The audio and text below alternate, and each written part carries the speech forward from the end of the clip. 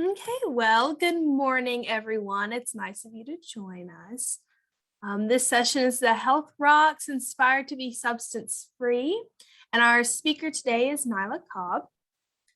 So, a little bit about Nila is that she's a West Virginia University Extension health specialist and has over 35 years with WVU Extension. She's enjoyed years of service to 4-H, first as a volunteer leader, next as a 4-H agent, and now as a specialist. Nila has worked for many years with Health Rocks, national 4-H mentoring programs, and children, youth, and families at risk projects. Her degrees are in social work, and her work focuses on helping others to discover their path to wellness. So that's just a little bit about her, and then I'm just going to let her take it away from here. Okay, thanks, Brooke. Well, welcome everyone, and thanks for joining us today.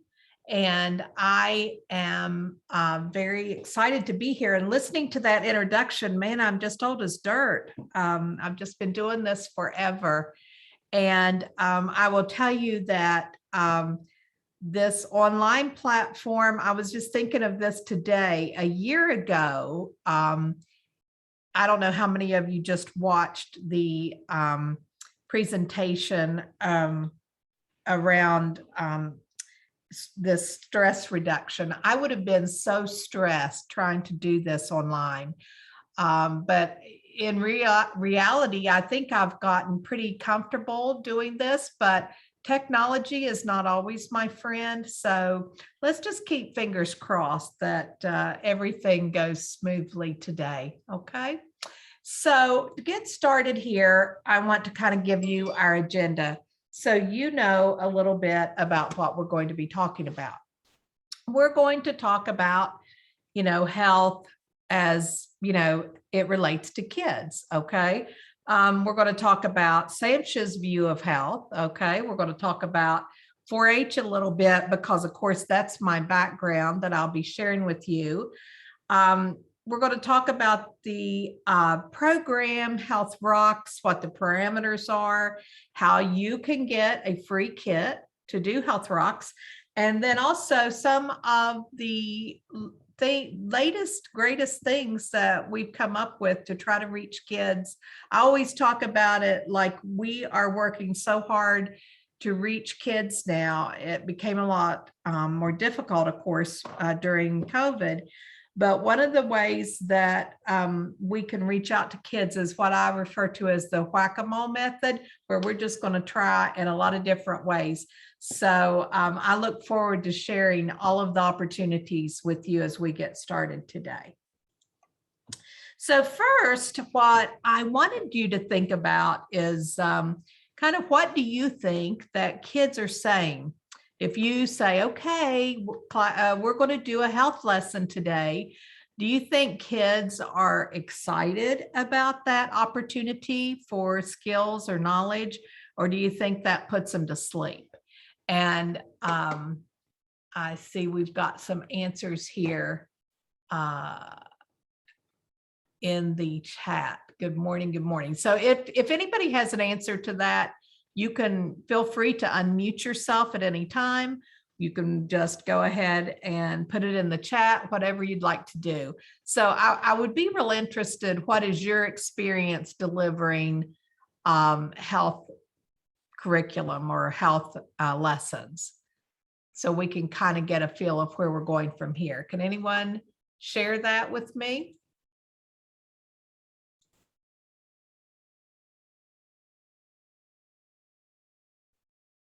Okay, let's see.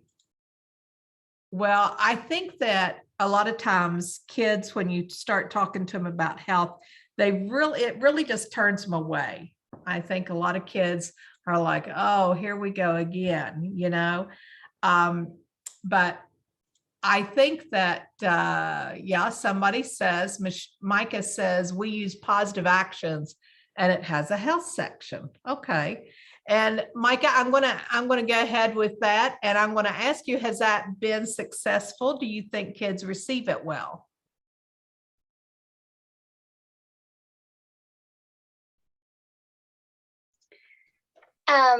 Yeah, there is health sections and positive actions, and it works really great.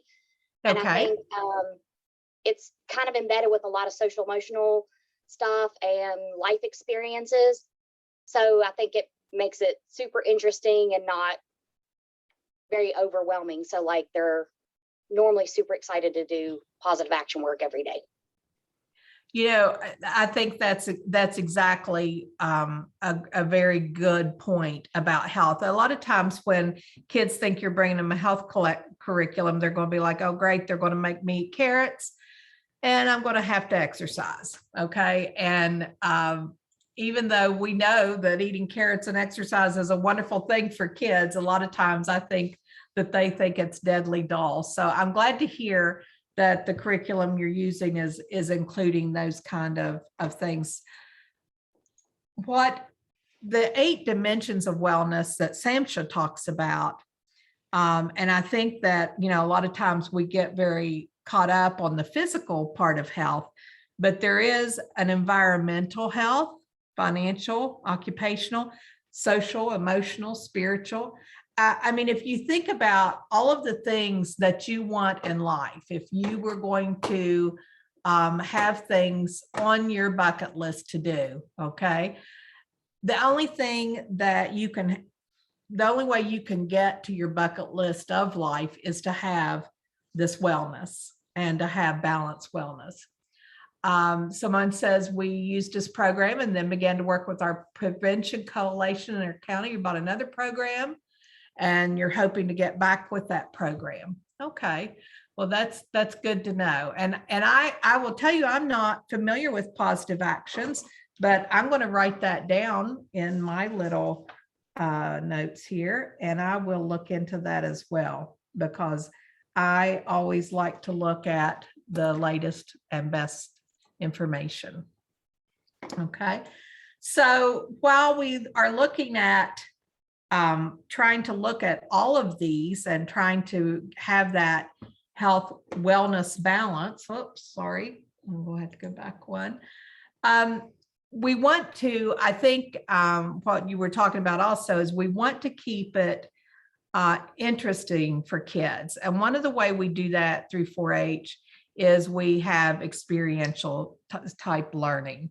And when we're trying to talk about our experiential learning model, and I've got this up here, you know, first we're going to do an experience, then we're going to share it, then we're going to reflect, apply, and back around again. So it just keeps going, right? So one of the things that I want to do with you is try to experience the curriculum a little bit with you today. So I'm going to tell you a little bit about the Health Rocks curriculum. First of all, I need to tell you where it comes from is the National 4-H Council. And Health Rocks started out a long time ago. It was, I think, over 20 years ago. And it started with money from the tobacco settlement money. The big tobacco companies had to give money to try to do a prevention program for youth, okay? And so 4-H got that money and they built this curriculum. Well, the curriculum, if you saw it years ago, it's totally been refreshed. And I'm showing you the new logo here is Health Rocks Inspired to Be Substance Free. And then also there is a beginner and an intermediate opportunity. And when we talk about beginner and intermediate, the beginner would certainly, you can use beginner materials for anyone, but it's certainly made for an audience that begins somewhere around 10 years old. So we say about 4th grade and up. And then the intermediate curriculum is rather for middle school and up. Okay. So just to give you an example of what's in the curriculum, we have a beginner, an intermediate level, and the beginner chapter 1 is building healthy relationships. Chapter 2, keeping healthy, and then chapter 3, you choose. So let's look at that just a minute, and let's start about that building healthy relationships, because I think this is one thing that our kids really are interested in and that they really need is some help with the whole friend piece and how to make friends. So what I want you all to think about when you were 10 years old. Okay, think back to when you were 10 years old. That's a lot farther. That was a long time ago. And somebody, I want to note that Teresa says Choosy Kids was one to keep it interesting for young children. That's entirely true. That's also an extension program. And we still have Choosy available. And if anyone's interested in learning more about that, I would be glad to help you with that as well. But when you were 10 years old, what did you think made a good friend? Think about that and share that in the chat, if you would. If you could just use one word and tell me what you think makes a good friend. Okay, and I'm going to wait for you to put some ideas in the chat there. Honesty, absolutely. Caring, not mean. Yeah, absolutely. Creative and fun. Funny. Now, do you think that your idea of what makes a good friend is different now than it was when you were 10 years old? Trustworthy, important.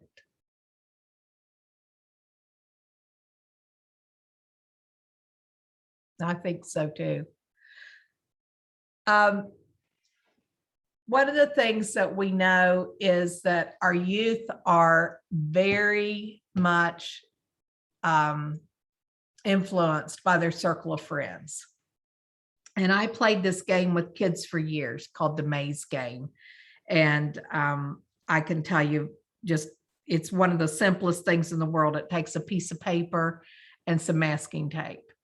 And you put masking tape down on the floor and you make a grid big enough for kids to walk through. And then you have a grid on a paper and you draw a map. And you tell the kid, one person's a map reader, and they step into the grid and they have to work their way through the maze by you telling them only yes or no. So a child starts off and you just say, this is the beginning, and over there at the other side of the maze is the end. So you step in, and every time you step in a wrong place, you have to go back, and then the next kid comes in. Well, what happens is kids very quickly pick up a pattern on the floor of how to walk through the maze. And when they do that, they do it mostly by following what the one did before them. And it's a very good way to show kids to use as the analogy for how you get through life. It's much easier to get through if you find a mentor to help you chart your way through that maze.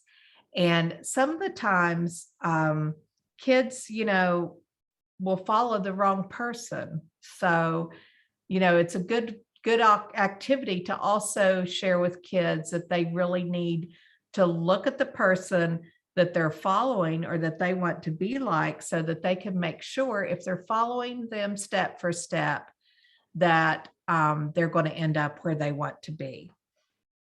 So with the curriculum here, back to the Health Rocks curriculum, what happens is you have an activity where you have the kids think about all of the ways that they, all the important characteristics of a friend, just like we did. And then you would share with them this handout around traits of integrity, traits of caring, and traits of congeniality. And most of the kids would have came up, and we did too. You all came up with some of these words that were in each of these circles here. And then you would let the kids have an opportunity to do their own chain of friendship. And so we would give each child 2 little strips of construction paper where they would write their 2 ideas of what makes the most important ways to be the word that represents a friend for them. And then you would have those made into a chain with a little, just staple those together or tape or whatever. And then you would want to hang that up and display that because as a visual reminder for kids of what makes a good friend. And then there's an opportunity to help kids process through that with questions like, how does it feel when you're around someone who is a good friend? And then how does it feel being around someone who is not a good friend? And how is friendship similar to a linked circular chain, et cetera, et cetera. Okay, so you go through all of those processing questions. Much of this curriculum is very discussion heavy. There is always an opportunity for discussion. There is always an opportunity for reflection. And then finally, there's also an opportunity to take it to there's a family corner after each section. So it can be an activity that also goes home to the family, or there's a community corner where there is an opportunity to take it to the broader community. So as you go through and, I've worked with kids for years, and I was fortunate enough to get to go to Mercer County this summer and spend some time with kids in person. And one of the things that I noticed that had kind of changed is kids are real interested in talking about these kinds of subjects. 9 to 12-year-olds is the group that I was really working with. And I was just struck by how much easier it is for kids to talk about these kinds of subjects after they have been through the isolation of not being around friends. And I think that, as we look at the developmental stages for children, we know that around 9 years old, they really start looking more towards their friends and a little bit away from their family. So imagine what that did when kids did not get that little opportunity to grow forward in that area. So I think kids are extremely interested in gaining friendship and holding on to friends. And the other thing I think is as we move forward in reducing the stigma around mental health issues, and we can talk more openly around that, I think a lot of kids have the opportunity, given the opportunity like this curriculum does, to talk about how they feel when people are unkind to them or not friendly. I just think that we have set the stage for kids to have a very powerful experience in hearing how their words can hurt each other. So there's a lot of talk in this section of this curriculum around not only, how to demonstrate that you are a good friend, but also what might happen when you're not being a good friend and how that makes other people feel. There's a lot of processing through here and other chapters around the consequences of your actions and really understanding the consequences of your behavior. So moving forward, one of the things that 4-H really looks at, again, is the life skills model. And when we look at the model for health, we're talking about living and being. We're talking about not only making healthy lifestyle choices, but the stress management, disease prevention, personal safety, and then also the self-esteem, self-responsibility, character, managing feelings, and self-discipline. And these are huge skills that we really have to help kids develop. And I've spent a lot of my career working with at-risk youth. And this is, to me, one of the most important things that we can help kids with is this living and being part of the life skills wheel. So the program goals, we are heavily engaged, of course, in helping reduce youth smoking and tobacco use. Really, we were making some headway in this, and there were a lot of gains to be had around smoking and doing away with youth smoking. But unfortunately, you know, we had a little spike recently. But we do want to help youth build the life skills which lead to them being able to make educated decisions around their own health. The other thing I wanted to mention is we at 3-4-H heavily rely on the essential elements, that we must have opportunities for kids to belong, to have mastery of subject matter, to be independent, and to exhibit generosity. And so we always keep that framework in mind as we work forward with any curriculum that we use. There's also, as I said, the opportunity to engage youth and adults in a partnership. And in fact, when the curriculum was developed, it was very much developed in mind that we could use teens as teachers for this curriculum, because we know that that is very efficient when we're trying to teach kids in this subject matter, i.e. a 9 to 12-year-old would much rather hear from a high school kid than they would an adult. And so when we can put positive mentors in their lives that way, that is teaching this curriculum, it is very powerful. And then also we want to also have the youth as full partners. So there's the community engagement piece around each lesson. Well, that's not what I wanted to do. Let's go forward. Okay.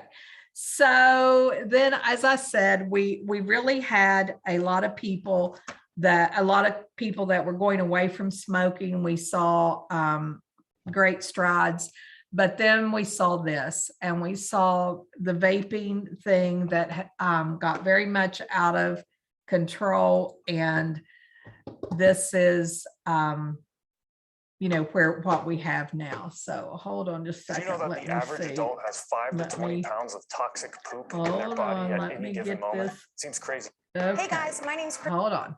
I want to share this screen a moment and see if you can, what you think of this video. Okay.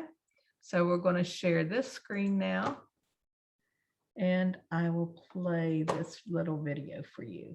Christina, and in front of me is everything you need to make a coffee vape juice.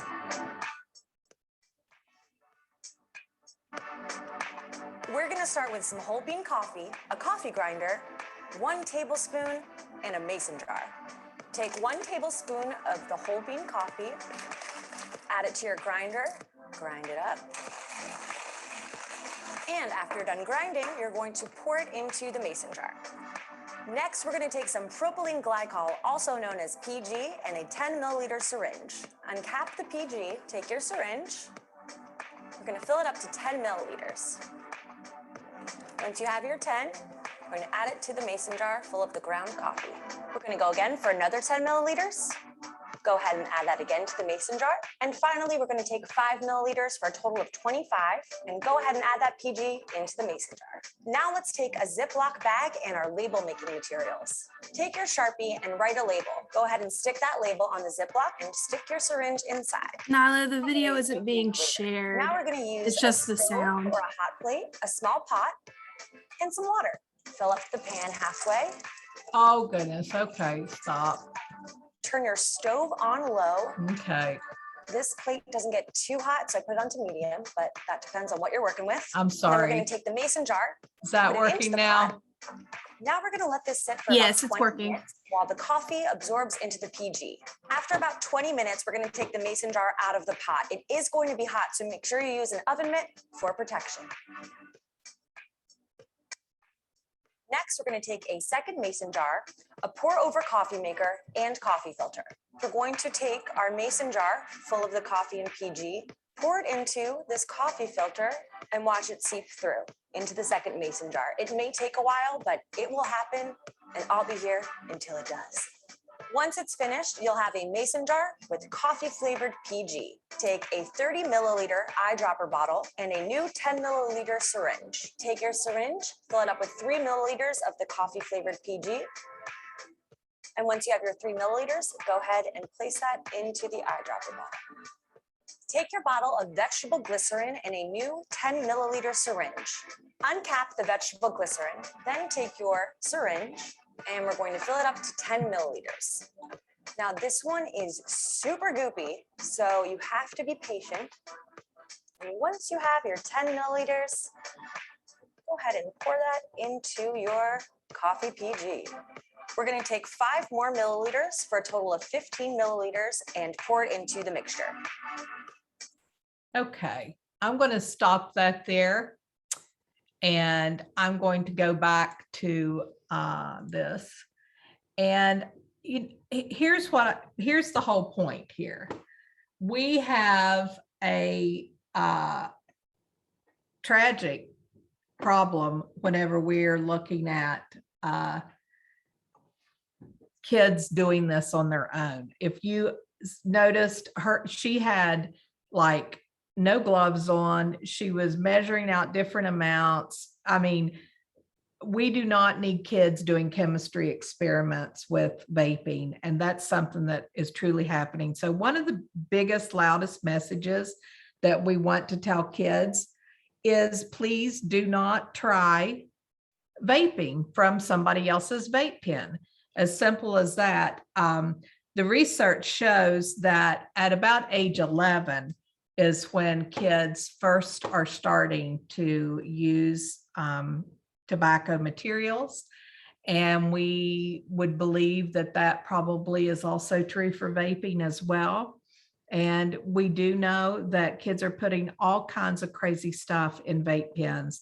So we really absolutely are trying to as well get many of those kind of messages out.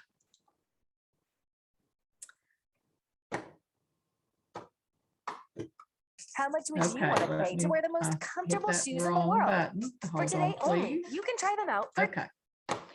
And I will go here. And then let's talk about what kids are seeing on social media. I think that everybody is aware of what happened yesterday when Facebook went down. The whole world seemed to know about that. The kids are out there having what the reports are coming out easily around what social media can do to kids and the problems that they're having. And where is the platform that we have to talk with kids about that? We have to be able to make sure that we have these opportunities to have these important discussions around things like the making kids feel so overwhelmed in the world. So back to the program, we have the program is offered as a program in a box. Okay. We have funding that can help you with the supplies. The supplies are pretty basic. We're talking some yarn, some construction paper, paper plates, straws, those type of things that are, you may already have, but we do have funding. I hold a grant that comes through National 4-H Council to have this program where we can supply the curriculum, the handouts, and all your supplies for free. We can also help you with training teens as teachers. And this has been a really great thing for teens to do, to not only improve their personal efficacy, but also their community, help with their community service hours, or to build their 4-H resume, or whatever kind of volunteer work that they would like to do. We also have some incentives and supports for teachers that want to do this in the after school or regular school day. And then we also provide an evaluation for the research for local, state, and national outcomes. Now, you will notice on this brochure that we say here it's designed for 8 to 12 years of age. This particular brochure was aimed at younger kids, but it goes all the way through high school.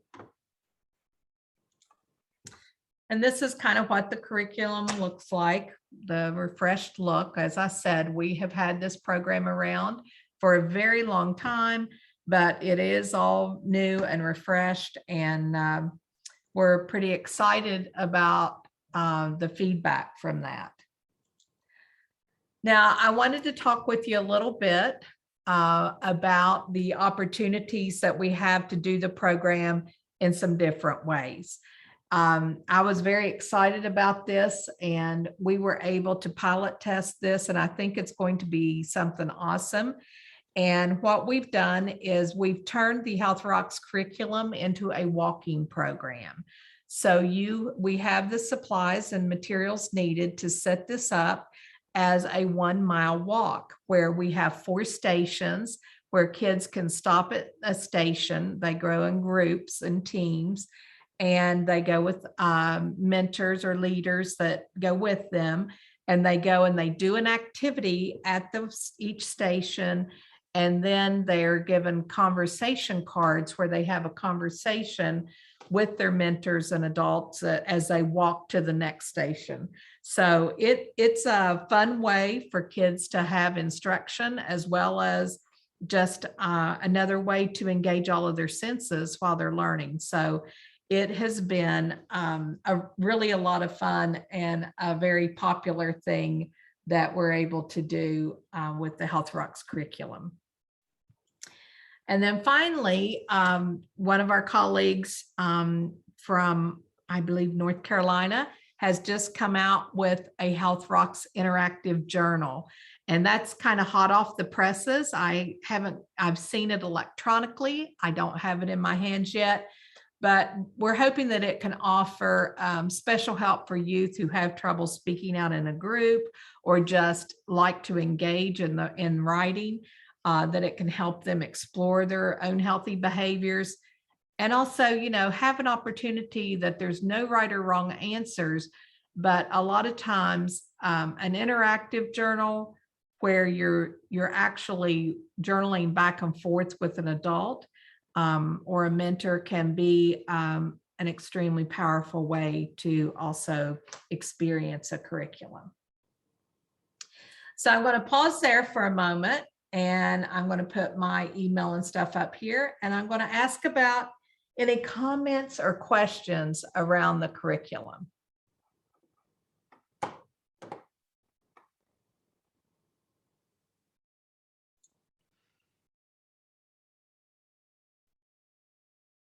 So does anybody have any comments or questions or?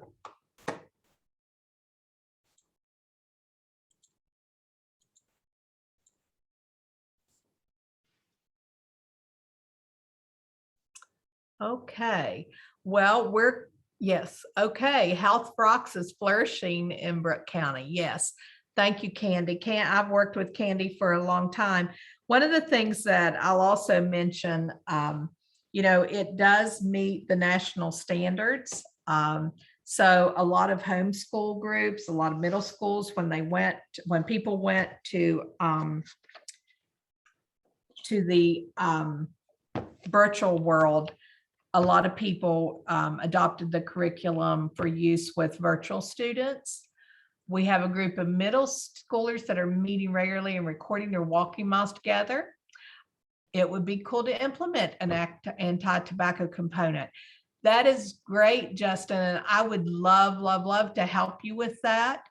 But I want to caution you, when we look at the curriculum too, I don't want to mislead you. Very little of it is about tobacco, actually, more so about making good decisions. And but there is one of the most popular things that kids do with the tobacco, the anti-tobacco piece, and I think one of the most powerful messages is one of the activities where they use straws. And basically what you do is you first have kids do 10 jumping jacks in place, where they just, are just standing in place, doing 10 jumping jacks. Then you have them use the bigger, like a milkshake straw, and they have to hold their nose and hold the straw and do 10 jumping jacks again, just jump up and down 10 times. Then you have them use, and you ask them to predict. So here we have like a regular size straw. What do you predict will happen if you try to jump in place 10 times again? Do you think that's going to be different? And of course it is. Each time that they jump, they're reducing their air capacity. So it's immediate effect. And then you give them a coffee stir and they get to hold their nose and jump in place with just getting very little air. And then you can talk with them about the diminished lung capacity that happens to smokers. And then this particular activity then goes on to include what are all of the, what are the body parts, or what else does smoking affect? And they get to talk to about things like stinky hair and breath. They get to talk of things about wrinkles. And kids are so funny. I love to talk to them about this. This one time, a little boy told me, he said, well, if you don't understand how cigarette smoke stinks, walk into my Goodwill. So, kids will tell you they understand about stinking cigarettes whenever they're little. And then you could even talk about being nose blind. Oh, that was interesting. Oh no. Okay, lost power there for a moment. See, I told you technology is just never my friend. So I'm going to stop that share. Okay. So what else? How else does anyone else think that they would be interested or finding a different way to use the curriculum?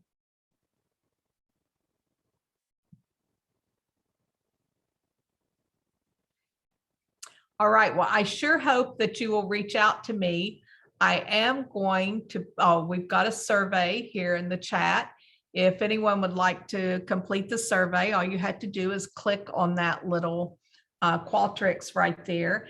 And I really hope that I hear from you and that you're interested in learning more about how to implement the Health Rocks curriculum in your community or at your site.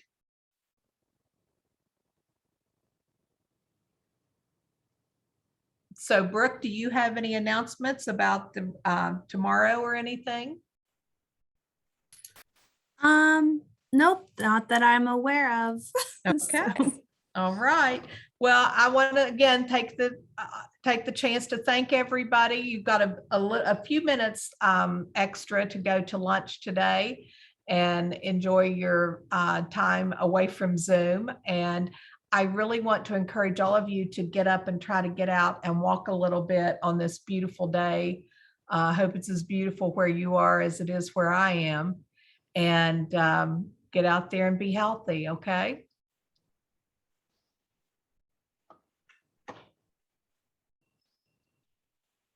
All right. Thanks, everyone.